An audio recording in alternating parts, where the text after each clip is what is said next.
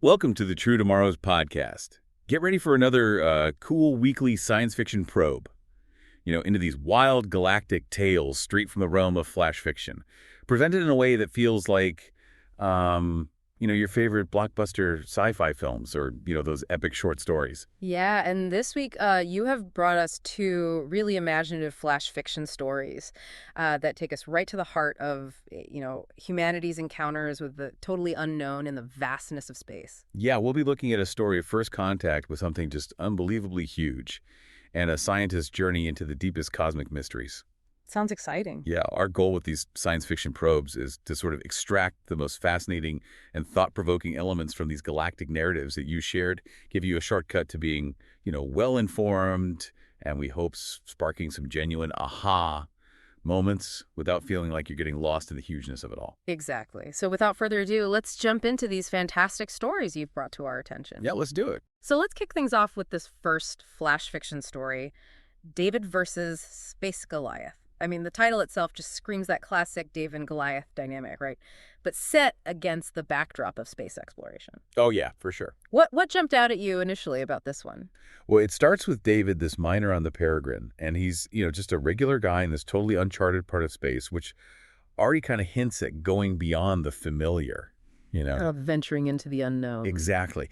And he spots this strange thing on his radar, and Jonas, his co-pilot, is like super focused on their mission. They're there to mine. And he sees this as a possible waste of valuable fuel. Right, gotta stay on target. Yeah. But David's curiosity is piqued, and he convinces Jonas to at least check out this chunk of rock. But of course, that chunk of rock turns out to be something much more interesting, right? Oh, yeah, it's not just some ordinary asteroid. Right. As they get closer, this thing morphs into this absolutely massive asteroid. Like, it just dwarfs their ship, and its surface shimmers with these incredible colors and minerals. Yeah, David fittingly names it Goliath. Of course he does. It's perfect. Even Jonas, who's usually so practical, he's struck by its beauty. It's that moment when the sheer vastness of space throws something at you that completely flips your expectations. It's that reminder that there's always something bigger out there, something we haven't even begun to imagine. Exactly. And it's not long before that sense of awe turns into something much more intense, right? Oh, yeah. As they move into orbit, the ship's scanners just go crazy. Yeah. They feel this really deep, unsettling vibration. Uh-oh. And then suddenly, out of nowhere, this intense beam of light shoots out from Goliath and just engulfs the Peregrine. Oh, wow. Systems start malfunctioning, alarms are going off. It's like straight out of a classic sci-fi thriller. Absolutely terrifying. Yeah, it is. But what's really intriguing here is that the light, it's not just some random energy burst. It feels directed like an interaction, I see what you mean. David, he's fighting to regain control of the ship, and he just barely manages to escape from Goliath's grasp. Jonas is understandably shaken up and wants to report this incident to Space Command immediately, but David hesitates. He does. He's got this feeling, this strong intuition that Goliath was trying to communicate somehow, and there's this underlying sense of foreboding, but also this strange sense of challenge, almost like a dare, It really makes you wonder if maybe our first instinct when faced with the unknown is to always assume the worst. Yeah.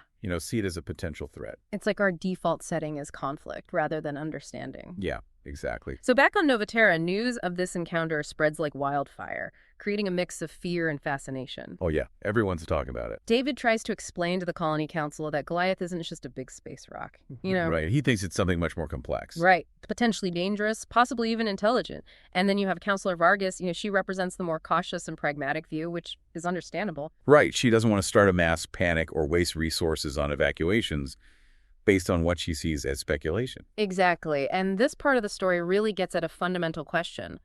How do societies react when they come up against discoveries that just completely challenge their understanding of reality? That's a really good point. Do they err on the side of caution and risk disruption, or do they stick with the status quo and dismiss anything that challenges their existing worldview? It's like choosing between the fear of the unknown and the comfort of the familiar. Exactly. And in this case, the council eventually agrees to a study mission despite Vargas's concerns, which I think highlights that tension between those two impulses. Yeah, it's a tough call. Definitely. And that initial study mission doesn't exactly put Nova Terra at ease. No, it doesn't. They try to study Goliath remotely, sending in drones and probes, but they're all met with that same pulsing light, a clear sign of rejection. Like it's setting boundaries, saying, back off, you're not going to study me on your terms. Yeah, exactly. And this lack of progress leads to David's rather drastic proposition. Oh yeah, tell me about it. With fear mounting and all their conventional scientific methods failing, he suggests something pretty extreme: planting explosives inside Goliath. Wow, a preemptive strike. It's a desperate measure, a last resort, if they can't understand it. It's like that primal instinct to neutralize anything that we perceive as a threat, even if we don't really understand it. Yeah, it's a tough situation. For sure. So they assemble a team, including David and a very nervous Jonas. Oh, I bet. They head back to Goliath, but its defenses are way more advanced than they could have imagined. Uh-oh. It's chaos, and David's ship ends up crashing right onto the asteroid's surface. Oh, no. He wakes up in the wreckage totally alone, and that's when the story takes this really interesting turn. What happens? He starts a journey into the heart of Goliath. He goes inside. And this shift from an external encounter to an internal exploration, I think it's a brilliant storytelling move. I agree. It totally changes the dynamic. Inside Goliath is like this alien labyrinth, pulsing with strange energy. There are crystalline structures everywhere and these mysterious hieroglyphic symbols. It's like stepping into another dimension. Right, Goliath is no longer just this giant object in space. It's something else entirely, something almost biological. And those hieroglyphs, they hint at some kind of communication system or maybe even a history that we can't even begin to comprehend. Yeah, it's mind-blowing. Totally. And then David reaches the core, this pulsating heart of energy, with veins and conduits branching out from it. It's alive. Yeah, that's the big reveal. Yeah. Goliath isn't just alive in some abstract sense. It seems to be a living being on a scale we can't even fathom. It's like encountering a living planet.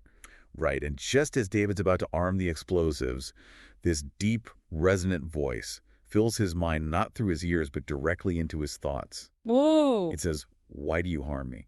That's intense. Yeah, that direct mental communication. It totally reframes everything. Goliath isn't just reacting defensively. It's aware it can communicate, and it's asking why they're trying to hurt it. It really makes you think about how often we misinterpret the unknown, you know? For sure, we jump to conclusions based on our own limited understanding. David explains that they're acting out of self-preservation, trying to protect their home. And what does Goliath say to that? Goliath reveals that it's a wanderer, lost and far from its own home, not an aggressor at all. Wow. It introduces this layer of misunderstanding and even tragedy to the conflict. It's heartbreaking. Yeah, you realize that they've been operating on completely false assumptions.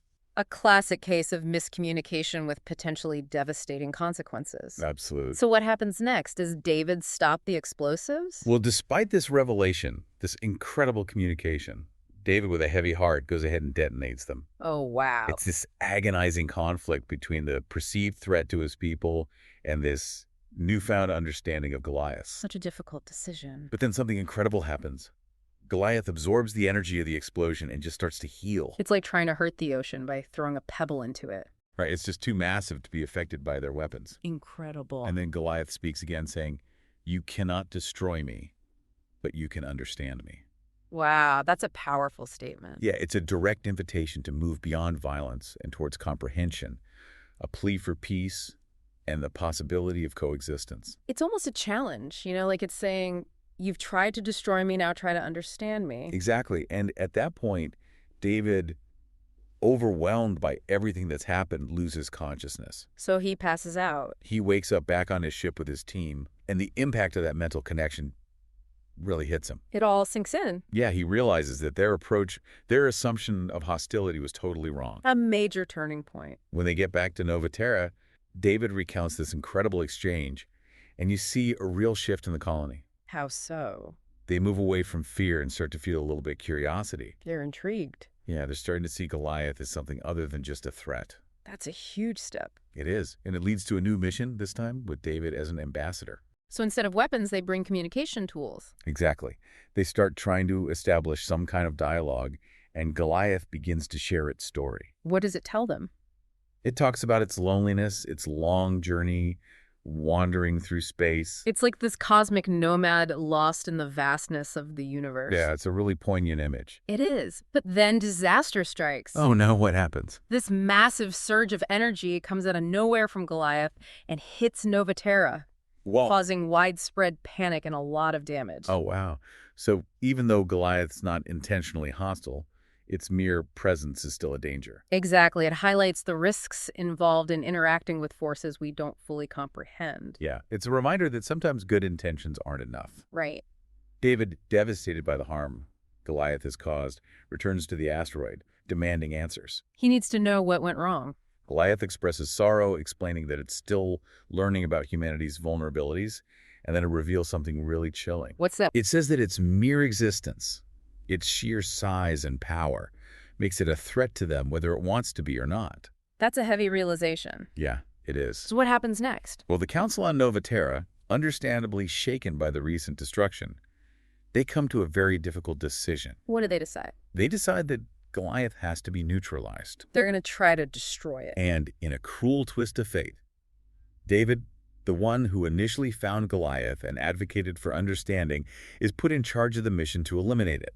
That's rough. It's a terrible burden for him. One can only imagine the inner conflict he must be going through. Oh yeah, it's a truly impossible situation. He's facing the prospect of having to destroy something he's come to respect and even empathize with. It's a classic moral dilemma. Yeah, it is. So how does this final confrontation play out? Well, the Peregrine approaches Goliath for this final showdown, and every moment is heavy with the weight of this terrible decision. It's not a triumphant battle. It's a somber journey towards a potentially devastating act. Exactly. And what does David do? In one last desperate attempt, he tries to communicate with Goliath. He tries to reason with it. He tries to explain humanity's need to protect their home. And how does Goliath respond? Goliath's response is full of sorrow and resignation. It understands, but it can't change what it is. And then instead of attacking Goliath's massive form, shifts and gently pushes the Peregrine away. It's a gesture of incredible compassion. Yeah, like it's saying, I understand your fear and I won't fight you. Wow. Goliath's final message is, it is my time. And it apologizes for the fear it's caused. That's so sad. Yeah, it really is. And then it explodes in this blinding flash of light, scattering fragments across space. It's a tragic end. You think that's the end of the story, but then there's this one final twist. What happens? They detect another powerful energy signal. A fragment of Goliath, still carrying immense energy, is heading straight for Nova Terra. Oh no, even in its destruction, Goliath still poses a threat. Exactly. It's a reminder of the sheer scale of power they were dealing with. So what do they do? David, in a final act of heroism, intercepts the fragment and manages to destroy it, saving Nova Terra from further destruction. He saves the day. Yeah, he and his crew return home as heroes. But David carries this deep weight of his encounter with Goliath, the understanding, the loss, the burden of having made those impossible choices. It's a powerful and thought-provoking ending. It really makes you think about the vastness and mystery of the universe and how our encounters with the truly alien can force us to reevaluate our place in it all. Absolutely. Okay, so let's move on to the second flash fiction story you brought to our science fiction probe today, Space Frankenstein. Oh yeah, this one's really interesting. It sounds like a fascinating blend of those classic Frankenstein themes with a cool sci-fi twist. Definitely right off the bat, the name Victor Frankenstein, it evokes Mary Shelley's iconic creature and those themes of ambition and the consequences of playing God. Right, it sets the stage for something pretty intense. This Victor is a fusion of man and machine living in isolation aboard his spaceship, the Prometheus. Even the name of the ship is significant, right? Oh yeah, it's loaded with symbolism. Prometheus, the one who stole fire from the gods. Right, he's a figure who dared to challenge the established order and faced severe consequences. Exactly. And this Victor, he's haunted by the results of his past scientific work.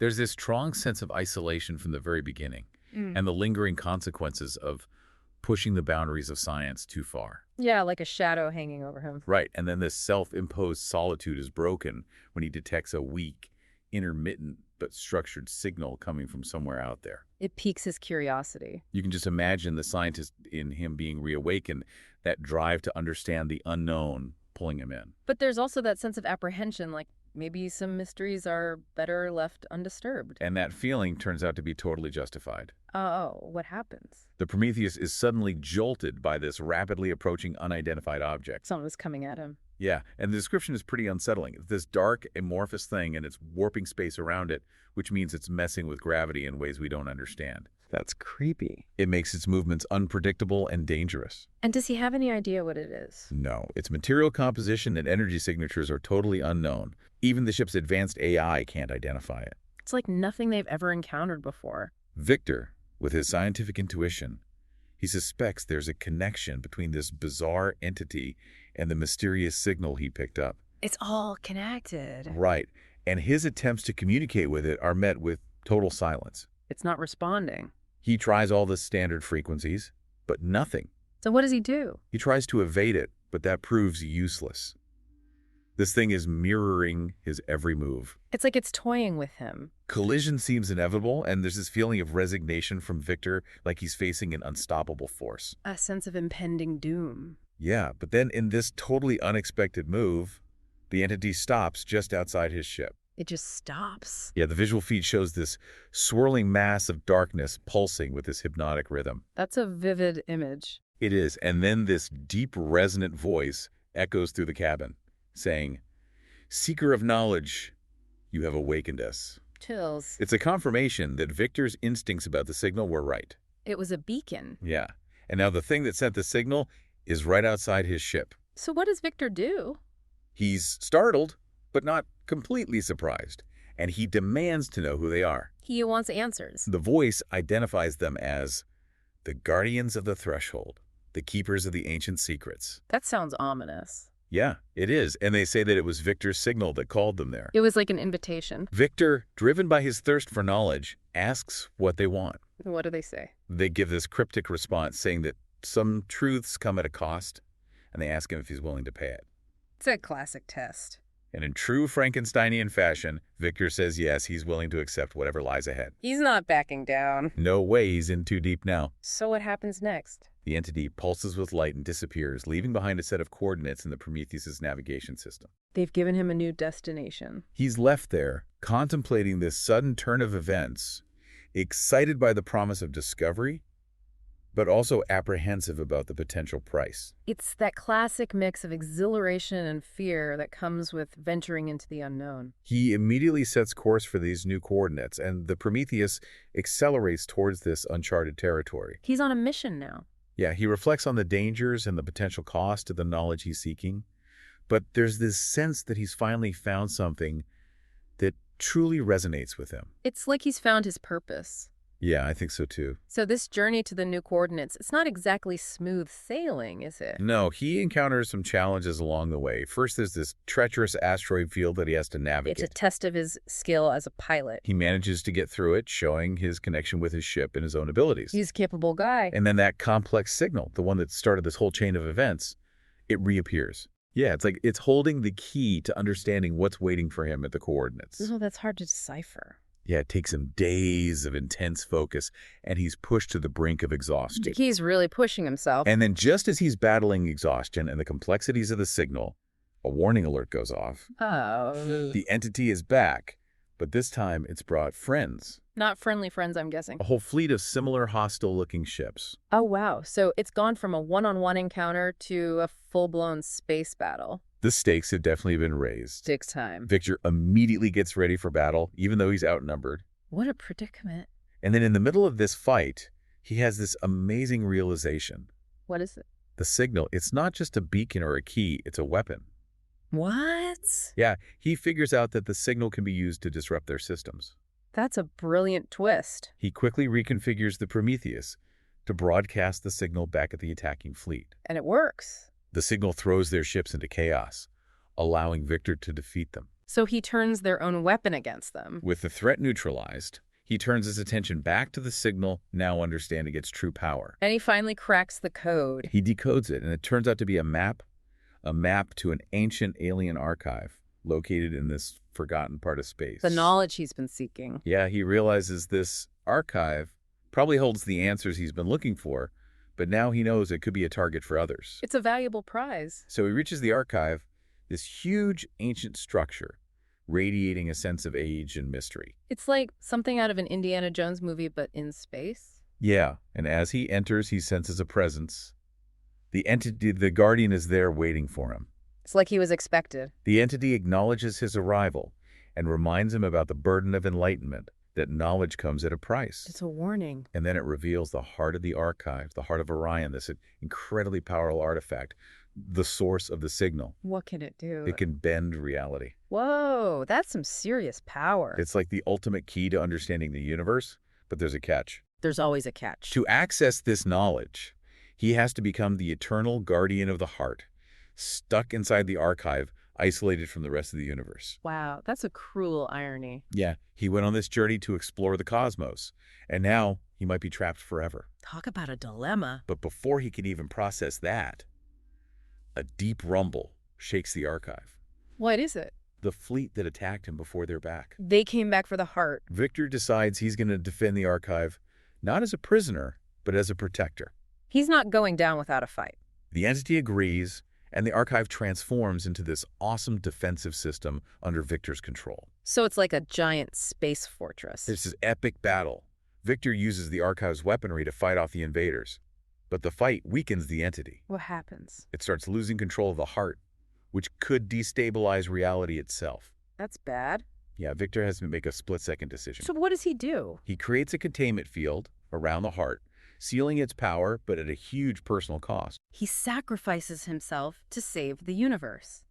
The entity fading away tells Victor that his journey isn't over, even though he's just saved everything. It's like his story is just beginning. Yeah. And Victor, weakened but still determined, acknowledges that he has so much more to learn. It's a hopeful ending despite the sacrifices he's made. As the Prometheus heads back out into space, Victor embraces his ongoing quest for knowledge, now as a protector as well as a seeker. It's a fitting end to his story. Both of these flash fiction stories you brought to our science fiction probe today, they're just so thought-provoking. They really are. David vs. Space Goliath, with its exploration of first contact and the possibilities and dangers of communicating with beings beyond our comprehension. And Space Frankenstein, which delves into that relentless pursuit of knowledge and the immense responsibilities that come with it. Both stories force us to confront the limitations of our own understanding when we come up against something truly alien. They make us think about how we would react in those situations, the assumptions we might make, the potential for both conflict and connection. And they both ask those big questions about the ethical implications of seeking knowledge and power. What does it mean to be alive? What does it mean to be connected? It's a lot to ponder. What parts of these stories resonated most with you? What questions do they raise in your mind about the future of humanity's exploration of the cosmos? We'd love to hear your thoughts on these incredible tales. Thanks for joining us on the True Tomorrows podcast for this week's Science Fiction Probe. Be sure to rate and follow the show for more captivating journeys into the speculative frontiers of tomorrow that you bring to our attention. Until next time, keep looking up. And remember, in a universe full of the unknown, the most amazing discoveries might not be in the stars themselves, but in how we choose to understand and respond to them. Well said. Rate and follow the show for more captivating True Tomorrows. And keep those flash fiction stories coming. We'll see you next time.